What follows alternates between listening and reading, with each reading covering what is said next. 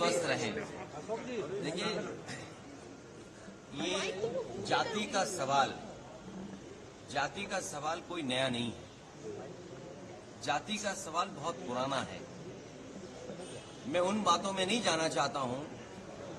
आप हमारे वो साथी हैं जो हर एक पे नजर रखते हैं, और एक समय ऐसा आया था उत्तर प्रदेश के सदन में जहां शूद्र को लेकर के बहुत सी चर्चा शुरू हो गई थी।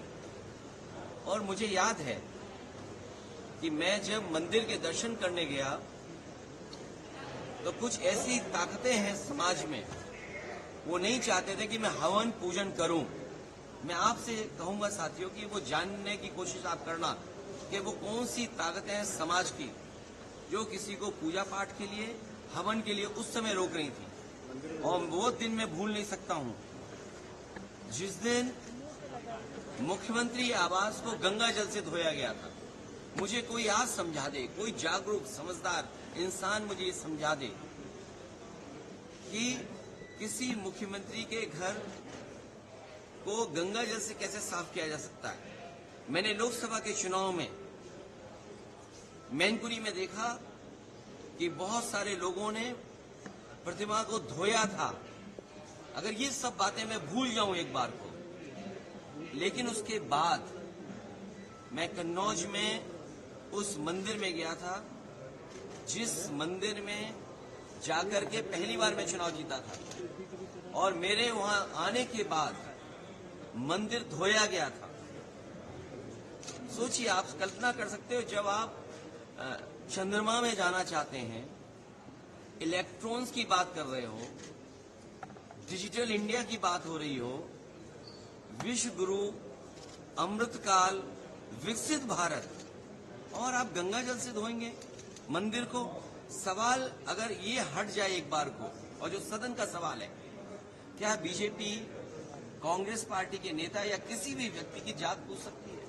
हम और आप लोग कभी व्यवहारिक मजाक करते हैं तो उसमें चलो एक बार को कोई बात मजाक में चली जाए, लेकिन सदन में जो शब्द का इस्तेमाल हुआ था, मुझे तो ये लगता है अनुराग ठाकुर जी को कहा गया है कि 99 बार गाली खा करके आओ आप सदन में, तब आप मंत्री बनोगे।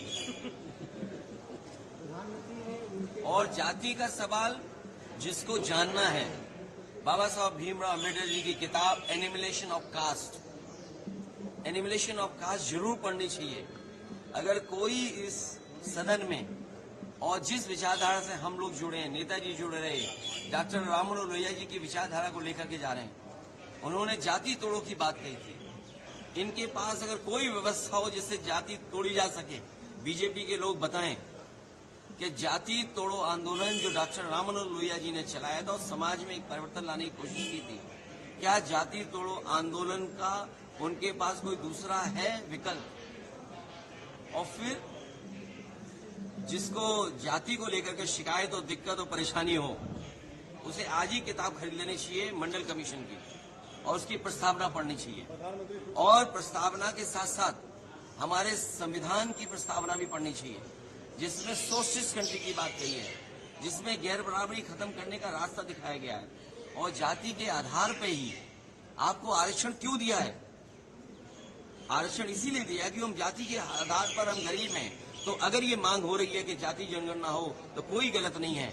हमारे बहुत सारे फैसले और बहुत सारी नीतियां तभी अच्छी बनेंगी जब जाति जनगणना हो जाए और समाज को ये पता लगे कौन कितनी आबादी का है, उसको उस हक और सम्मान के साथ उसको उसमें मिल जाए। और सबसे बड़ी बात है, भारतीय जनता पार्टी के लोग घबराए हुए पीडीए की लड़ाई